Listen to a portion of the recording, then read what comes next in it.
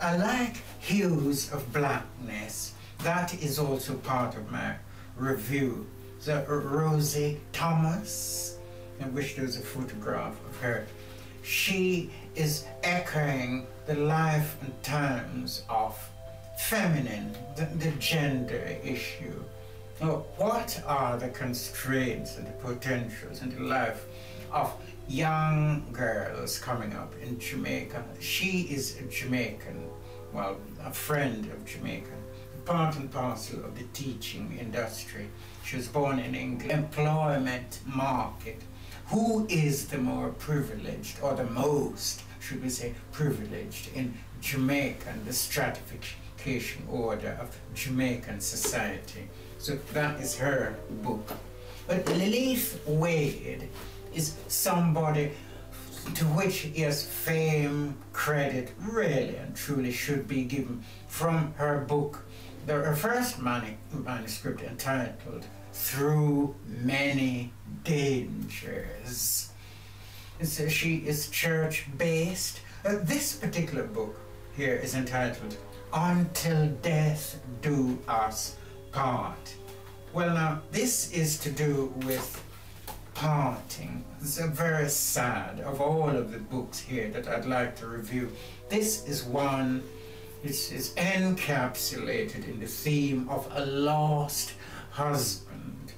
One who on Christmas Day 2 years ago, all was well until, I don't know, the unexpected. They'd done Christmas shopping, they'd come in, they'd relaxing to watch a film. Her husband, unfortunately, all right, the ambulance was called, and the rest is history. A sad tale of the unexpected. So it challenges us today and forevermore. May we be able to take something by way of a message. Every story has a moral.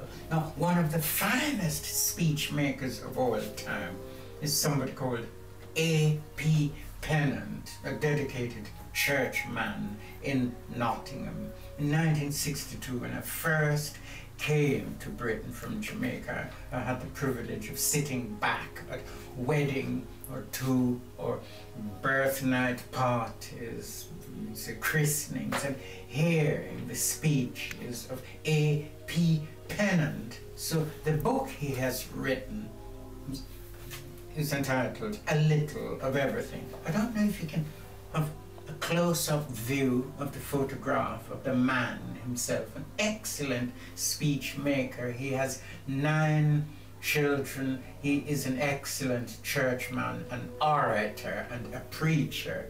And the first book he has attempted is self-published. I'd say an accolade needs to be rolled out and give vent to the warmth, exuberance, that the intangible, mystic, and visionary properties of these self-published writers. Most of them, Paul Grant once again, self-published. How can a self-published man take it upon himself to publish 1, 2, 3 books? Paul Grant, without feeling discouraged in any stretch of the imagination. Paul is the subject of local, regional, national, and international coverage. He's been invited because he has networked so well with writing organizations from overseas. He, at a whip, unexpectedly, he can just go onto the aircraft and be wherever he is asked, invited to be. Can we put our hands together this afternoon and give all of these writers who've taken it upon themselves, because they've got their mainstream jobs, to The greatest thing that you'd say, well, an overseas writer of her time is the Nigerian Buchi Emechita. She came to Nottingham over 40 years ago, and she said to us, if you're going to write a book, do not put a title to it. You'll just be strained to the constraint, bringing out all of your limitations. No, don't go about it that way. Just get yourself a writing pad. Now wake up during the early hours of the morning and doodle about. Just write anything that comes to mind. And when you read it back by late morning or afternoon, it might not make sense, but continue to report your thoughts. Get pen to paper, just doodle, play with ideas until something within the not too distant future will register on your subconscious. You're thinking, oh my goodness, did I write this? Well, the time has now come for you to open up and give full pride of place, circle to this. This is your time, writers of Nottingham, writers of Britain, Afro-Caribbean writers.